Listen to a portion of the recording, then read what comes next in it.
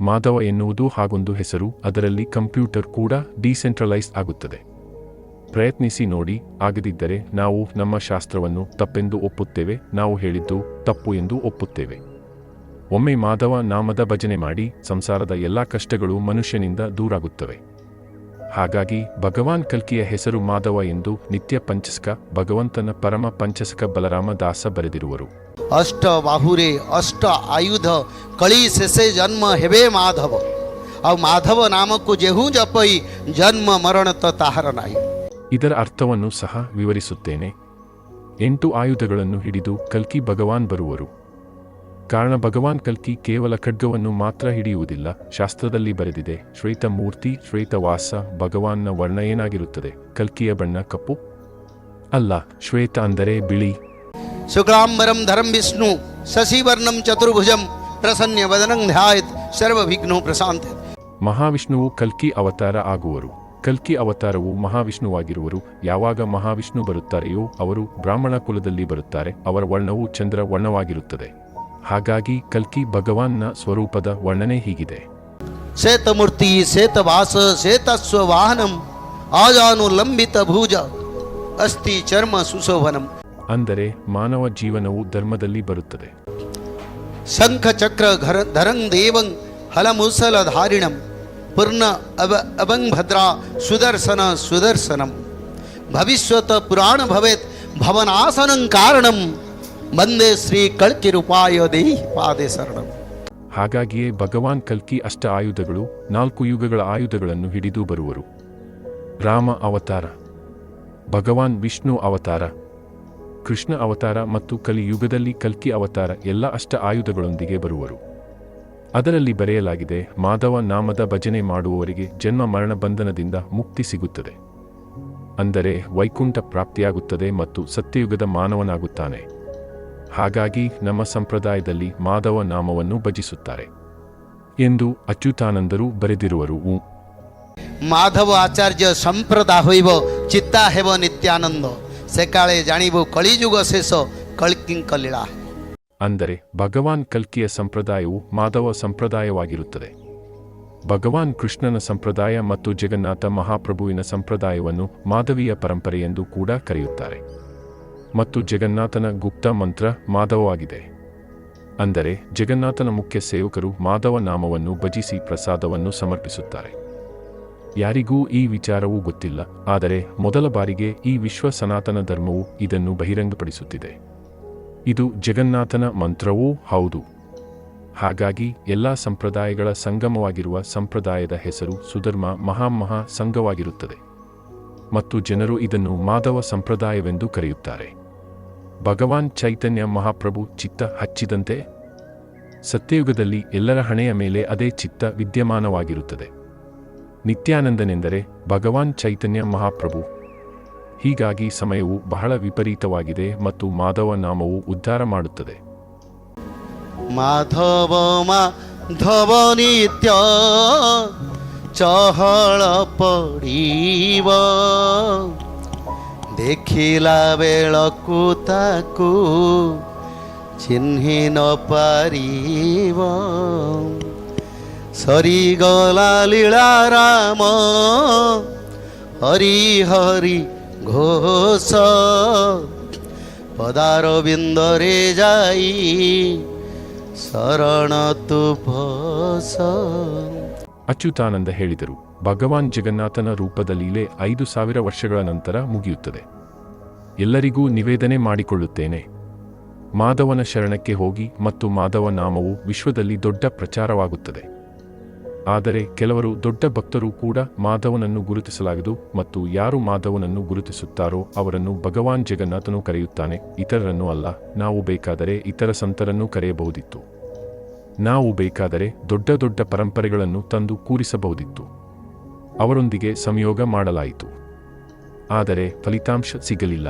ಇದರ ಕಾರಣ ಸೋ ಬಡ ಭಾಗಿ ಜೋ ರಾಮಚರಣ ಅನುರಾಗಿ. ಯಾರ ಭಾಗ್ಯವಿದೆಯೋ ಅವರು ಸತ್ಸಂಗಕ್ಕೆ ಬರುತ್ತಾರೆ.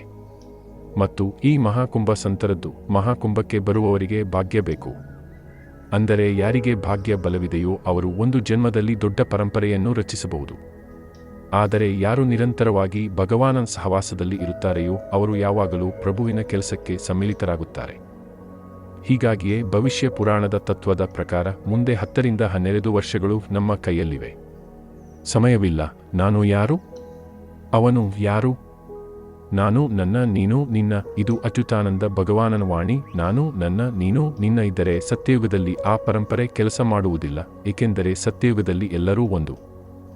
ಎಲ್ಲರೂ ಬ್ರಾಹ್ಮಣರಾಗುತ್ತಾರೆ, ಎಲ್ಲರೂ ಬ್ರಹ್ಮ ಕರ್ಮ ಮಾಡುತ್ತಾರೆ ಮತ್ತು ಅದೇ ಬ್ರಹ್ಮ ಕರ್ಮ ತ್ರಿಕಾಲ ಸಂಧ್ಯಾವಂದನೆಯನ್ನು ಇದೀಗ ವಿಶ್ವ ಸನಾತನ ಧರ್ಮ ಪ್ರಚಾರ ಮಾಡುತ್ತಿದೆ, ಏಕೆಂದರೆ ಮುಂದಿನ 10 ರಿಂದ 12 ವರ್ಷಗಳಲ್ಲಿ ಸತ್ಯಯುಗ ಬರಲಿದೆ.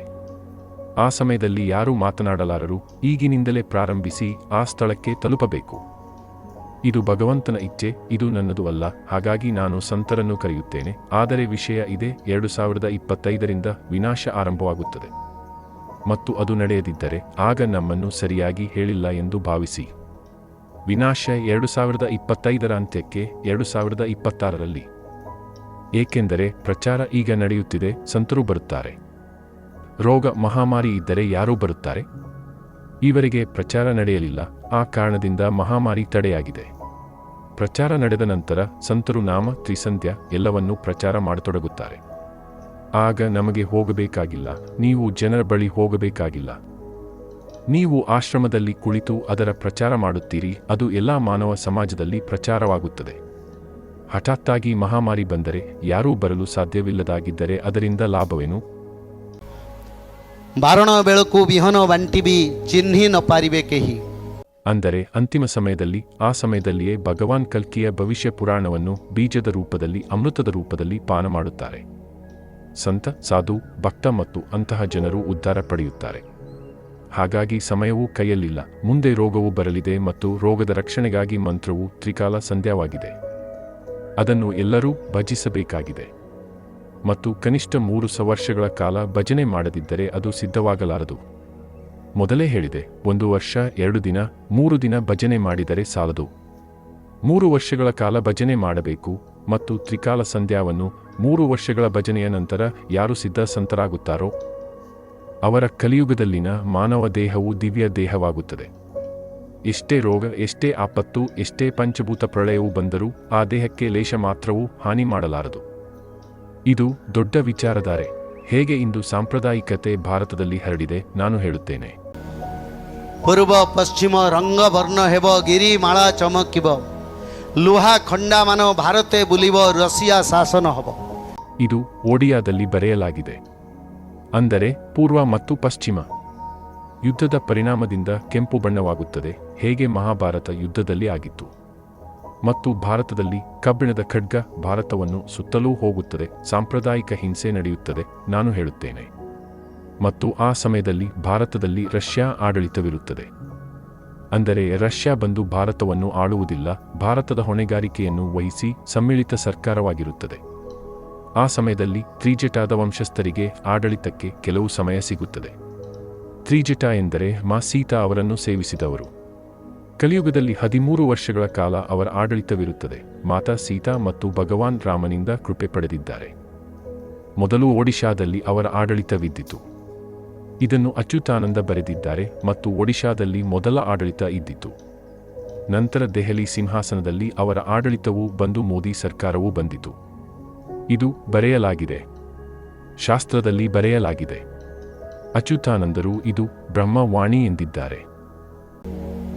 ಮುಖಹು ಚಿಹಿ ಬೋಲಿ ಮೋಹರ ವಾಕ್ಯಾನು ಹೇ ಪೂರ್ವ ಖಂಜಿ ಚಂತಿ ಧಾತಾ ಕರ್ಮವಾಮ ಹೇಲೆ ಕಲ್ಪನಾ ಗ್ರಾಸಿವ ಪ್ರಕೃತಿ ಕಾಟಿವ ಚಿತ್ತ. ಅವರು ಹೇಳಿದರು, ನಾನು ಮಾತನಾಡುತ್ತಿದ್ದೇನೆ, ನಾನು ಬರೆಯುತ್ತಿದ್ದೇನೆ, ಅರ್ಥ ಮಾಡಿಕೊಳ್ಳಬೇಡಿ. ಇದು ಪೂರ್ವ ಅಂದರೆ ಆದಿಯುಗದಿಂದ ಭಗವಾನ್ ನಾರಾಯಣನು ಸೃಷ್ಟಿಸಿದ್ದಾನೆ. ನಾನು ಕೇವಲ ಬರೆಯುತ್ತಿದ್ದೇನೆ, ಉದ್ಧಾರ ಮಾಡುತ್ತಿದ್ದೇನೆ.